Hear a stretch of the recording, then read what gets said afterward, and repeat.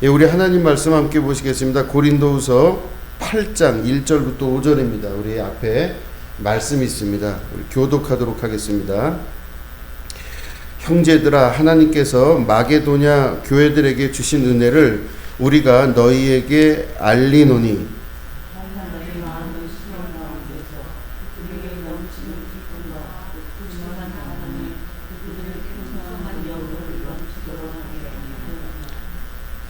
내가 증언하노니 그들이 힘대로 할 뿐 아니라 힘에 지나도록 자원하여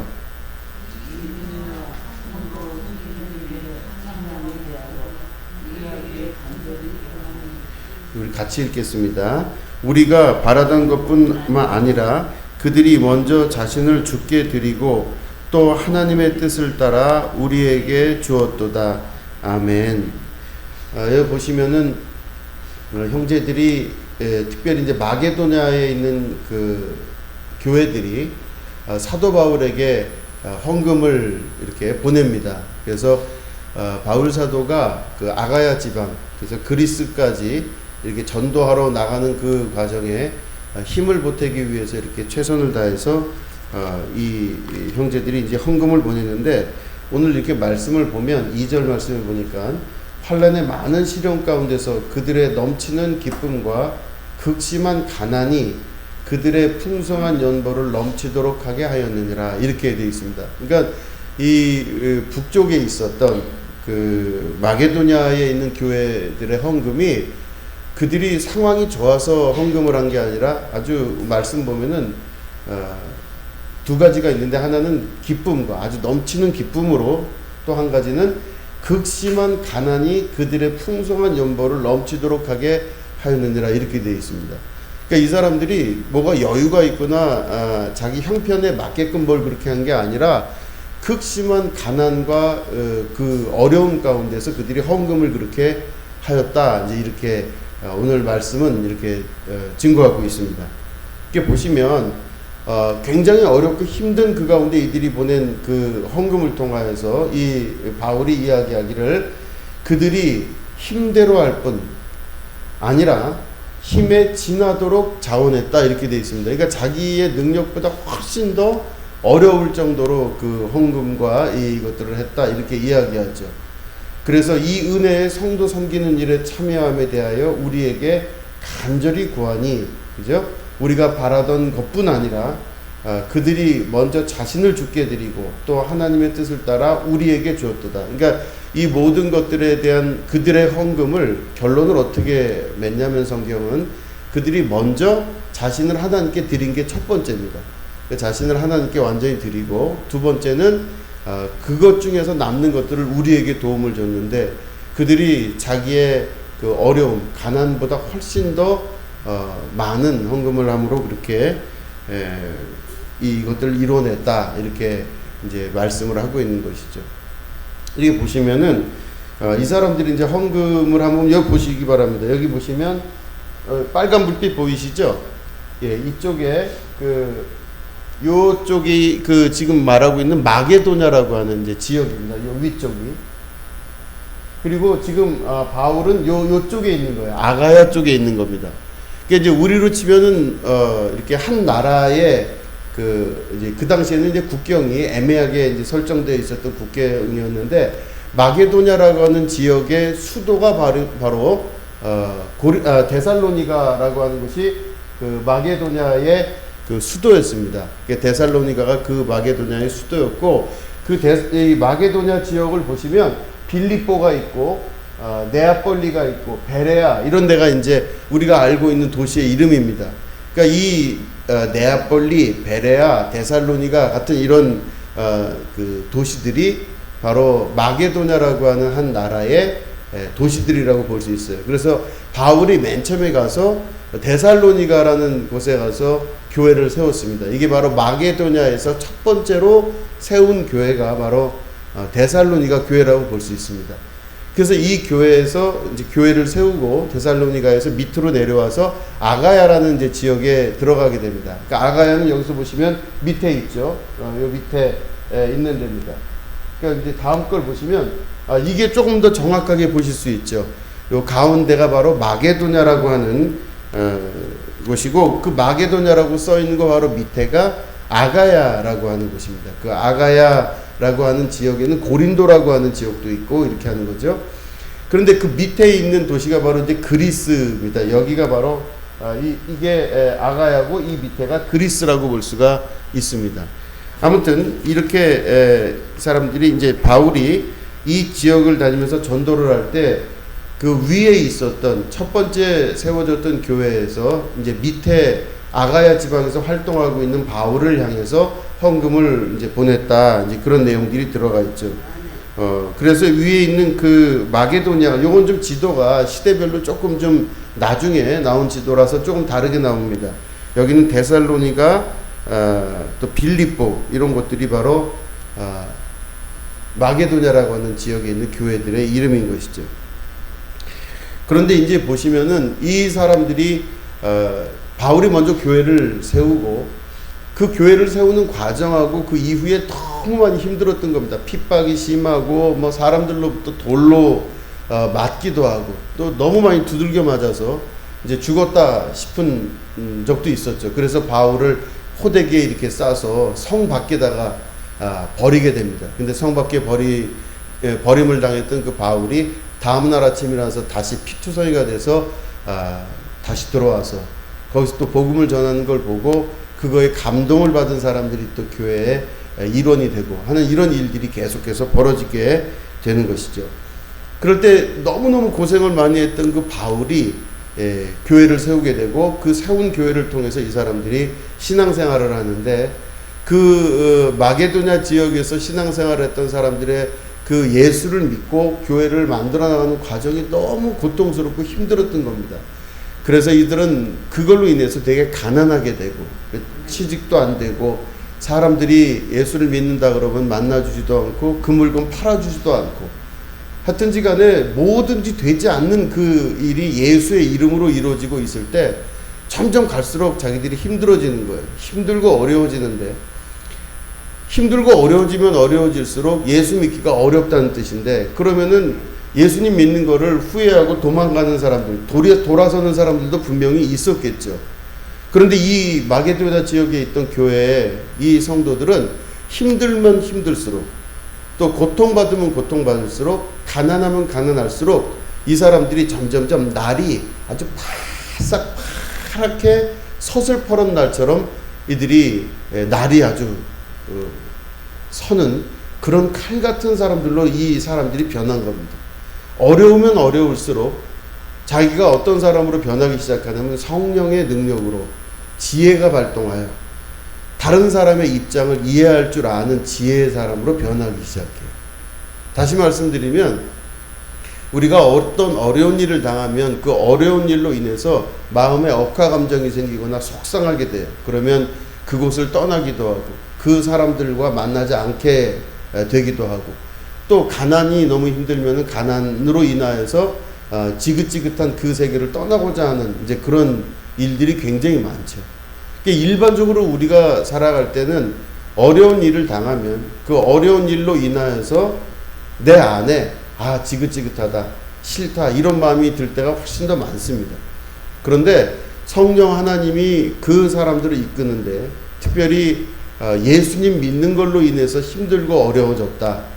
내가 하나님 믿음으로 말미암아 핍박을 당하고 가난하게 되고 또 어려운 일을 당하게 됐다. 이런 사람들에게는 하나님께서 성령께서 함께 하셔서 그 사람들을 지혜롭게 만들어 가십니다. 그러니까 미련하다고 하는 것은 바로 세상 사람들이 볼 때는 굉장히 지혜로운 것 같이 행동하는 거예요. 내가 너무너무 교회 다니다가 어려워졌으니까 싹 교회를 떠나게 되거나 예수 믿다가 핍박당하고 나니까 예수를 저주하고 부인하고 밖으로 도망가거나 하는 일들이 있게 될 텐데 그게 아니라 예수를 믿음으로 말미암아 고난을 받는 그 사람들에게는 성령 하나님의 지혜가 그들을 감동시키고 이끌어 가셔서 그 모든 것들보다 더욱더 강건한 존재들로 만들어 간다는 것입니다. 이게 바로 마게도냐 지역에 있었던 빌립보 교회를 비롯해서 데살로니가 교회 하여튼 이런 교회들이 그 믿음에 아주 칼날이 서 있는 믿음의 지혜의 사람들로 그들이 변했다는 겁니다. 근데 그 변한 것 중에 제일 큰 게 바로 뭐냐면 이 사람들이 다른 사람의 입장을 잘 이해하는 사람으로 바뀌었대요. 여러분, 탈무드에서 그 이스라엘 사람들이, 유대인들이 제1덕목으로 치는 탈무드라고 하는 책이 있는데, 그 탈무드에서 제1번이 바로 뭔지 아십니까? 제일 첫 번째, 내가 싫으면 다른 사람도 싫은 걸 아는 겁니다.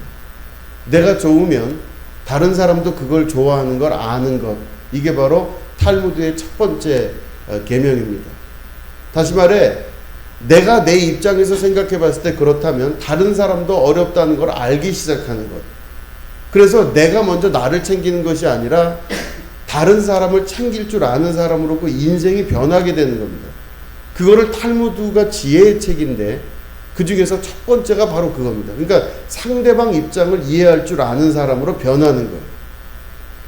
이 마게도냐에 있었던 이 교회에 있는 사람들이 지금 자기들도 그렇게 어려워서 죽을 지경인데, 가난해서 죽을 지경인데, 아가야에 하나님의 복음을 전하기 위해서 간 그 바울을 선교하려고 자기들이 헌금을 보냈다고 하는 것은 자기들이 어렵기 때문에 바울이 어려울 거를 이해하고 알고 그 지혜가 그 안에서 역사하기 때문에 그런 헌금을 보낼 수가 있었다는 겁니다.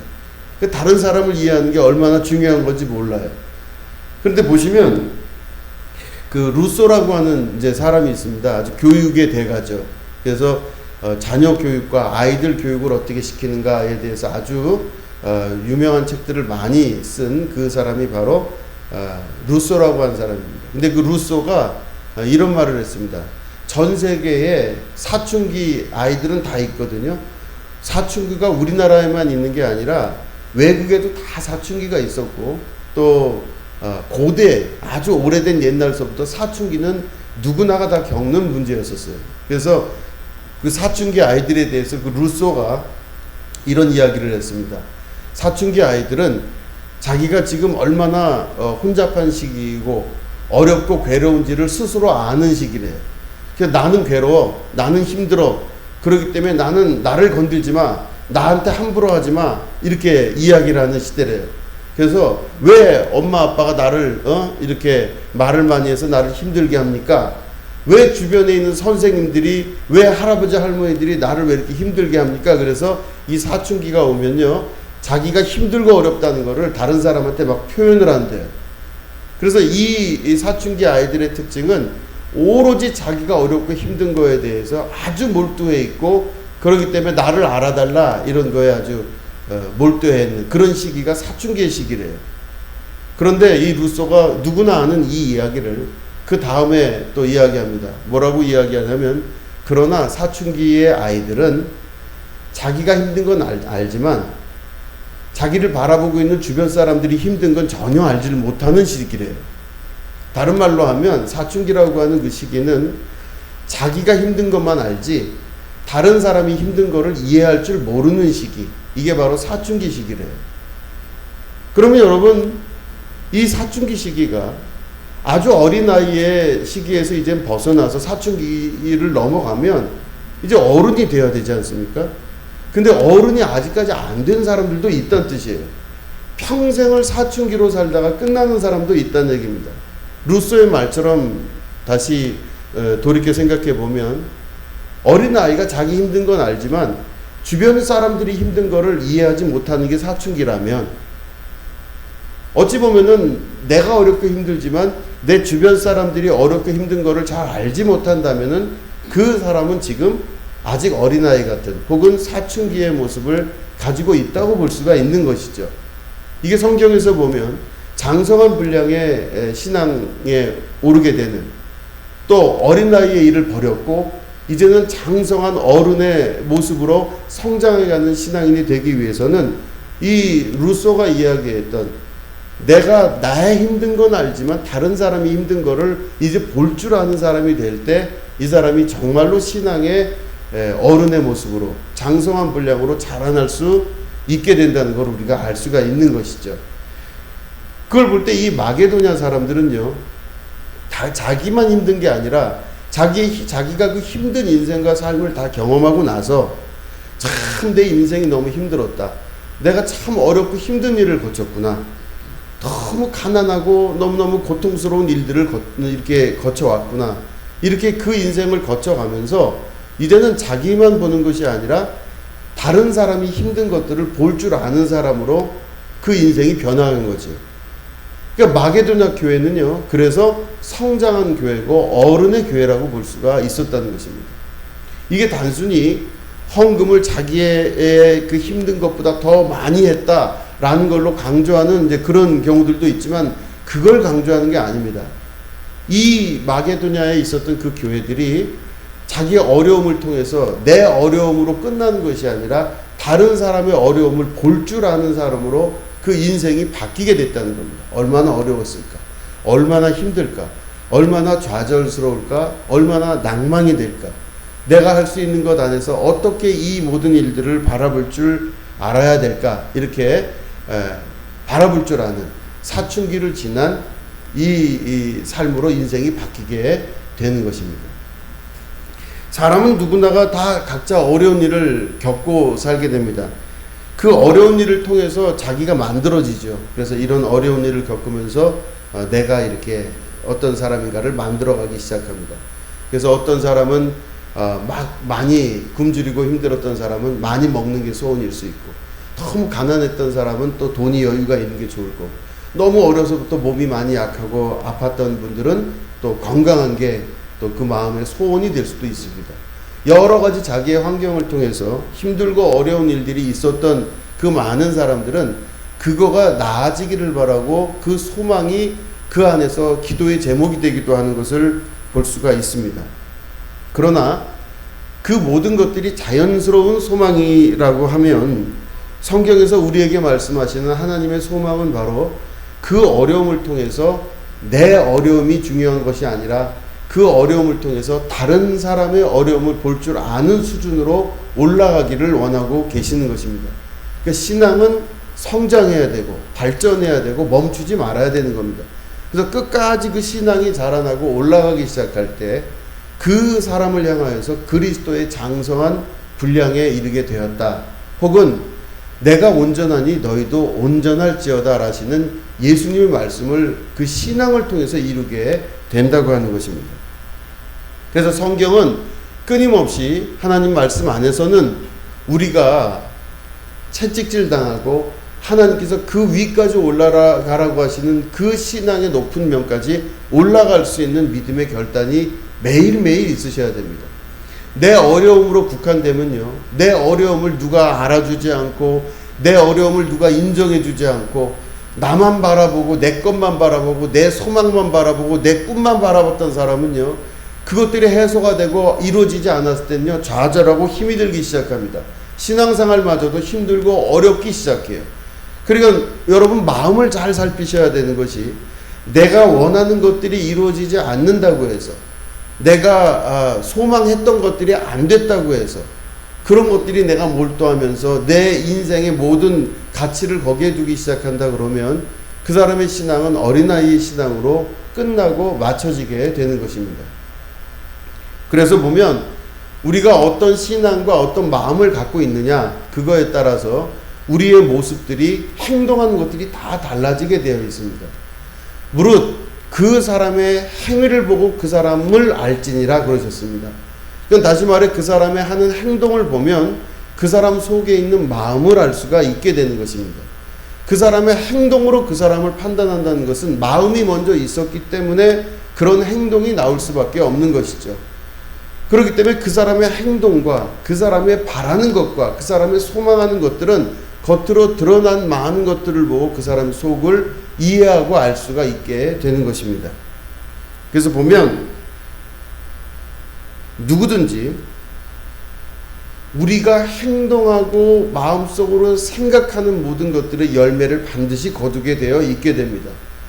내가 예를 들어서 내 어려운 부분만 내가 생각해서 내 것만 생각하고 내 어려운 부분만 생각하면요, 반드시 그걸 통해서 자기 열매를 거두게 되어 있습니다. 성경에서는 뭐라고 말씀하시냐면, 내가 지금 나 힘든 것만 생각하고 내 어려운 것만 생각하고 나만 생각하는 사람은요, 그거에 에너지가 계속 들어갈 수밖에 없습니다. 그래서 내 힘든 것만 생각하는 사람은 거기에 에너지가 들어가고 그거가 다 메꿔지고 다 회복이 됐다 할지라도 그걸로 인해서 자기의 에너지가 다 그곳에 소진되는 것을 그 삶을 통해서 경험하게 되는 것이죠. 그렇기 때문에 그 행동 자체를 우리가 잘 볼 수 있으셔야 됩니다. 내 마음과 내 뜻과 내 행동이 지금 어디로 가고 있는지를 잘 관찰할 수 있으셔야 됩니다. 그렇기 때문에 자기가 행동하는 행동을 잘 볼 수 있어야 되죠. 그래서 저도 저의 행동과 저의 모든 것들을 먼저 봅니다. 그러면 내가 왜 이런 행동을 하고 내가 왜 그곳에 가려고 하는지를 가만히 보면 내 마음을 알 수가 있게 되는 것이죠. 자, 보시면 이사야서 3장 10절 11절 말씀을 제가 읽겠습니다. 너희는 의인에게 복이 있으리라 말하라. 그들은 그들의 행위의 열매를 먹을 것이며 악인에게는 화가 있으리니 이는 그의 손으로 행한 대로 그가 보응을 받을 것임이니라. 이사야서는 이렇게 말씀하고 있습니다. 그 사람의 행동을 통하여서 그 행동으로 인하여 그 열매를 먹게 된다 그랬습니다. 그러니까 다시 말해 우리가 하는 모든 행위가 그 사람의 마음을 말해주는 거기 때문에 그 사람 마음속에 있는 속사람을 말해주기 때문에 그 속사람이 그런 행동을 할 수 있도록 이끄는 것이기 때문에 우리가 반드시 그 마음속에 생각한 대로 그 열매를 거두게 되는 것입니다. 모든 일은 내가 뿌린 대로 반드시 거둘 수밖에 없다는 뜻입니다. 행위의 열매가 반드시 일어나게 된다는 것이죠.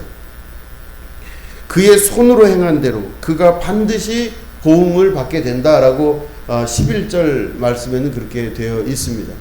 왜 그러냐면 그 모든 행위와 그 모든 것들이 그 마음속에 있는 소망이고 소원이기 때문에 그렇습니다.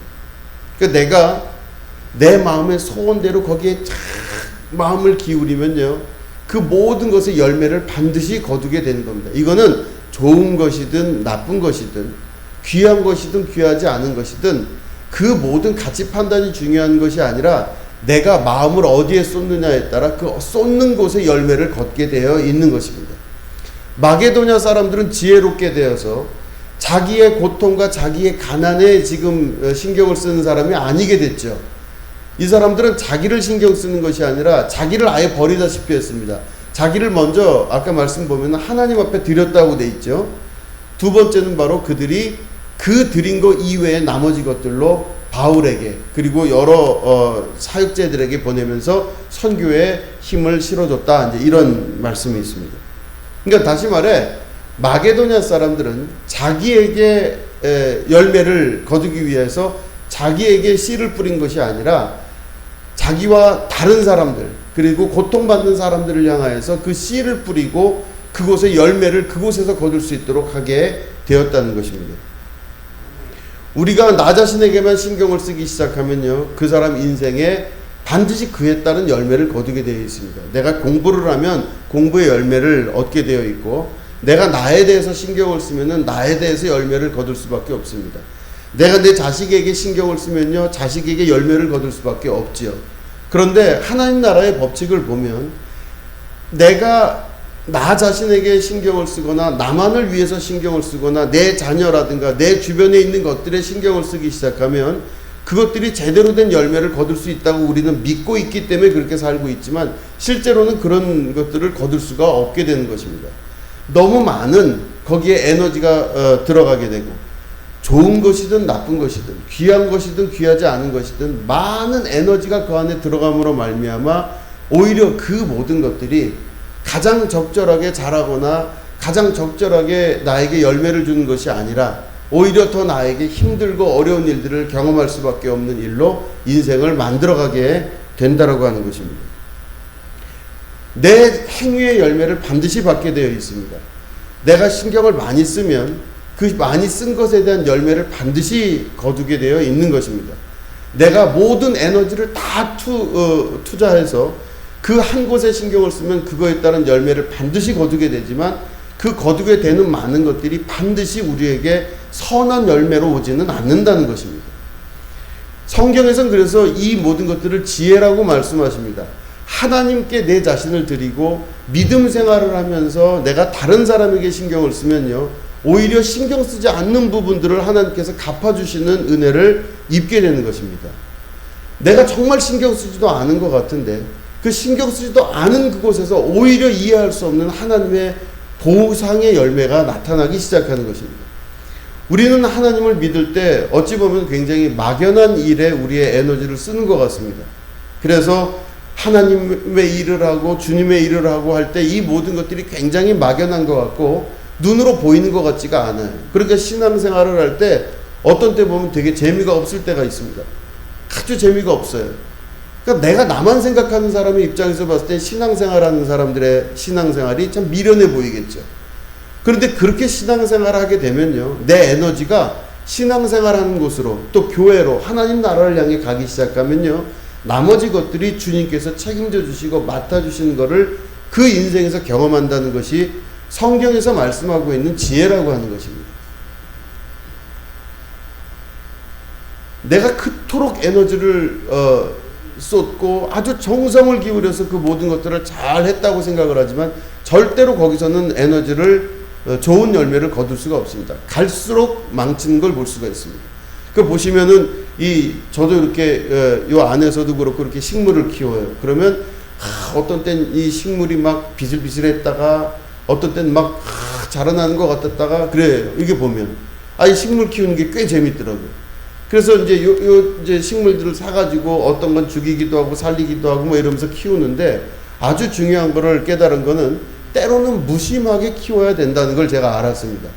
막 좋아가지고 그냥 물을 주고 막 그걸 닦고 요만한 다이소에서 파는 저기 있죠, 뭐 이렇게 영양제 같은 것도 해보고 뭐 별의별 걸 다 해봤어요. 근데 신경을 많이 쓸수록 반드시 식물은 죽게 되더라고요. 때로는 좀 무심하게, 때로는 좀 없는 듯하게, 어떤 때는 너무 꼬박꼬박 물을 주지 않더라도 한 2주 정도 걸러서라도 물을 주는, 그러니까 때로는 있는 듯 없는 듯 내가 신경을 쓰지 않을 때 오히려 더 잘 자라는 걸 제가 경험하게 됐습니다. 그러니까 식물도 그럴진데 사람도 그렇습니다. 사람도 때로는 무심하게, 전혀 관심 없는 듯하게, 오히려 내가 내 마음을 사람에게 혹은 다른 무엇에게 쓰는 것이 아니라 하나님께 내 신앙의 초점과 에너지를 드리기 시작하면요, 나머지 것들은 하나님 안에서 자연스럽게 이루어지게 되는 것. 그래서 그 열매를 그곳에서 거두는 것이 아니라 주변의 환경을 통해서 거두게 되는 것, 이게 바로 성경에서 이야기하는 신앙의 지혜라고 하는 겁니다. 이 마게도냐 지방에 있었던 교회의 모습은 바로 그런 모습이었던 겁니다. 지혜를 알기 시작했죠. 그 어려움을 통해서 자기들이 가난하면요, 더 가난하기 때문에 더 나가는 물길을 막고 해갖고 돈을 모으고 이렇게 살아야 될 텐데, 그게 아니라 이 사람들은 오히려 더 많은 일로 하나님 앞에 그들의 선교를 돕고 바울을 위로하고 하는, 자기들이 더 가난하고 힘든데 어찌 보면 더 도움을 받아야 되는데도 그런 일을 하는 것은 이 사람들이 미련하게 사는 것이 아니라 오히려 더 지혜롭게 사는 삶을 선택했다고 하는 겁니다. 똑똑하고 지혜로운 척하여 어떤 결정을 내리는 것이 그 사람의 행위입니다. 자기가 하는 행동에 대해서 미련 맞다고 생각하는 사람은 세상에 별로 없습니다. 다 내 행동은 옳다고 여기고 그 행동을 하지만 그걸로 인해서 나타나는 결과가 엄청난 열매로, 행위에 그대로 받는 열매로 나타난다는 것은 삶에 있어서의, 특별히 성경 안에서 하나님 말씀 안에서의 볼 때 큰 지혜를 우리에게 가르쳐 주시는 거라 볼 수가 있는 것입니다. 그래서 보시면 잠언 1장 31절에 그러므로 자기 행위의 열매를 먹으며 자기 꾀에 배부르리라 그랬습니다. 자기가 한 행동의 열매를 반드시 먹게 되어 있고 자기 꾀에 배가 부른 것입니다. 실제로 어떤 걸 먹어서 배부른 것이 아니라 내가 자기 스스로가 이렇게 했다라고 하는 거에 스스로 만족하는 것뿐이에요. 나는 지혜롭다. 나는 참 잘 결정했다. 나는 이쪽에 신경 쓴 게 아주 잘 결정한 거야 라고 이 이야기하는 그것에 배부르지 않는 음식에 배부르지 않는 것에 자기의 에너지를 투자하고 살아가는 것, 그런 이런 미련함이 없는 것이죠. 요한계시록에 보시면 또 이런 말씀이 있습니다. 2장 23절 보면 또 내가 사망으로 그의 자녀를 죽이리니 모든 교회가 나는 사람의 뜻과 마음을 살피는 자인 줄 알지라. 내가 너희 각 사람의 행위대로 갚아 주리라 그랬습니다. 그러니까 그 사람이 에너지를 어디에 쏟고 어디 삶의 어느 부분에 목표가 있는지 그거 그대로 열매를 거두겠다 하시는 하나님 말씀이 바로 요한계시록 2장 23절에 있는 겁니다. 계속 좀 볼게요. 요한계시록 22장 12절 보면 보라 내가 속히 오리니 내가 줄 상이 내게 있어 각 사람에게 그가 행한 대로 갚아주리라. 또 이렇게 말씀하십니다. 그러니까 우리의 행동이 얼마나 중요한지 알 수가 없는 것이죠. 그 사람의 행한 그대로 다 갚아주겠다 말씀하고 계십니다. 갈라디아서 우리 6장 7절 8절 말씀 보면 스스로 속이지 말라. 하나님은 업신여김을 받지 아니하시나니 사람이 무엇으로 심든지 그대로 거두리라. 자기의 육체를 위하여 심는 자는 육체로부터 썩어질 것을 거두고 성령을 위하여 심는 자는 성령으로부터 영생을 거두리라 그랬습니다. 갈라디아서에 보면 아주 명확하게 말씀하고 계십니다. 자기의 육체를 위하여 심는 자는 육체로부터 썩어질 것을 거두게 된다 그랬습니다. 자, 육체로부터 우리가 육체를 위해서 심는 건 반드시 썩어질 것을 거두게 된다는 말씀입니다. 우리는 육체로 만약에 살아가게 된다면 우리의 모든 신앙적인 모습과 삶의 모습이 육신을 위하여 살아간다면 반드시 그 사람이 거두는 것은 썩을 것을 거두게 되는 것입니다. 그러니까 열매는 가장 아름답고 먹을만하고 먹기에 보암직도 하고 괜찮은 것들을 거두어야 이게 열매인데 육신을 위해서 사는 사람은 육신으로 인하여서 썩을 것을 거둘 수밖에 없다 이렇게 말씀하고 계시는 것이죠. 그러나 성령을 위하여 심는 자는 성령으로부터 변하지 아니하는 영생을 거두게 된다 이렇게 말씀하고 계시는 것입니다. 우리는 누구나가 갖고 있는 일반적인 삶을 살고 있습니다. 우리가 살아가는 삶은 아주 일반적인 삶을 살아갑니다. 누구나가 원하는 것이 있고 누구나가 바라는 것이 있습니다. 그 누구나가 원하는 것과 바라는 것을 나도 동일하게 바라고 있는 것이죠. 우리는 여유롭게 살고 싶고 맛있는 음식을 먹고 싶고 행복하게 살고 싶고 좋은 가정이 되고 싶고 뭐 여러 가지 우리 안에는 그런 소망들이 다 있습니다. 그런데 이 소망되는 것들을 이루기 위해서 우리는 하루하루를 살아나가야 되는데 인간의 삶, 육체의 삶은 바로 거기에 내가 초점을 맞춰서 계속 거기에 몰두를 하게 되는 겁니다. 그러면요, 내가 정말 거기에 몰두를 하기 시작하면 실제로 그 원하는 것들을 얻으면 참 좋을 텐데 거기에 에너지를 많이 쏟으면요, 오히려 거기에 큰 실망을 하게 되는 일들로 인생이 바뀌게 된다는 겁니다. 내가 원하는 거를 그토록 원하고 그토록 행복해서 그걸 하고 싶었는데 그 원하는 것들을 그렇게 소망해서 그 목표를 향해서 눈에 보이는 대로 손에 잡히는 대로 육신이 원하는 대로 그걸 그렇게 했는데 그거를 통해서 우리가 행복과 기쁨을 누리지를 못한다는 겁니다. 행복하길 원했고 기쁘길 원했고 정말로 감사하는 삶을 살기를 원했고 정말로 행복한 삶을 살기를 원했는데 실제로 그렇게 그 눈에 보이는 걸 향해 쫓아가다 보니 그걸 거둘 수가 없게 되는 것을 알게 되는 겁니다. 그래서 결국에는 우리가 육체를 위해서 눈에 보이는 것들을 쫓아가는 사람들은 그렇게 살다가 끝나버리지만 성령을 위하여 영의 것들을 쫓아가는 사람은 반드시 그 이상의 것들을 얻게 되는 것입니다.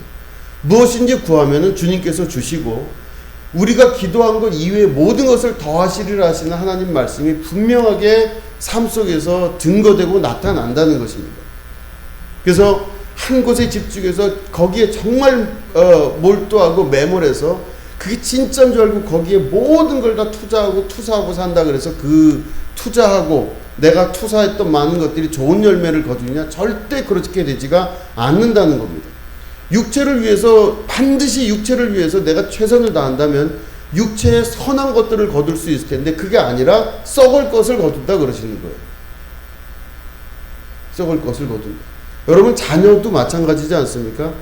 자녀에게 막 어마어마한 집착을 하고 막 자녀에 대해서 그렇게 생각을 하시는 분들이 많이 있을 줄로 생각이 듭니다만 그럼 그 자녀들이 반드시 내가 원하는 대로 될 것 같다? 절대로 그렇게 되지를 않는다는 겁니다. 정말로 그렇게 되지가 않는다는 겁니다. 정말로 신경을 쓰고 많이 쓰고 에너지를 투입하고 모든 것들을 다 갖다 바치고 그거에 아주 최선을 다한다. 그래서 그 자녀들이 내가 원하는 방향대로 또 내 뜻대로 된다 그러면 누구든지 그렇게 하겠지만 절대로 그렇게 되지는 않는다는 겁니다. 이게 성경에서 말씀하시는 진리라는 것입니다. 그렇기 때문에 오히려 놔두고 멀리 보고 내 것이 아니라고 고백하고 내 자녀라 할지라도 이게 하나님 것이라고 고백하고 살고 내 자녀는 이미 하나님의 자녀입니다. 내 자녀 아닙니다. 그래서 내 자녀와 나를 분리시켜 놓고 내가 하나님을 찾아가고 하나님을 사모하고 하나님을 소망하고 내가 인간의 육체의 것들로 자랑하거나 육체의 것들로 소망 두지 아니하며 오로지 하나님의 것들로 소망을 두기 시작하면요, 그 자녀는 내가 키우는 방식대로 하면 나 정도밖에 자라지 못하겠지만 하나님이 키우시기 시작하면 하나님께서 그 자녀를 진짜로 키우시는 것을 경험하게 되는 것입니다. 이건 얼마나 중요한 진리고 지혜인지 모른다는 겁니다. 내 입장 생각하고 내 모든 경험 안에서 모든 것들이 이루어지기 시작한다면 당연히 자기 경험이 맞고 그 경험대로 살면 진짜이기 때문에 그렇게 생각이 들겠지만 하나님의 말씀 안에서 보면 절대 그게 아니라고 하는 것입니다. 절대로 내 뜻대로 되지가 않는다는 거예요. 내가 많은 에너지를 주면 줄수록 내가 많은 것들로 투자하고 많은 것들로 투사를 하면 할수록 그 식물이 영양제가 많이 들어간다 그래서 잘 자라는 게 아닌 건 말씀을 드렸지 않습니까?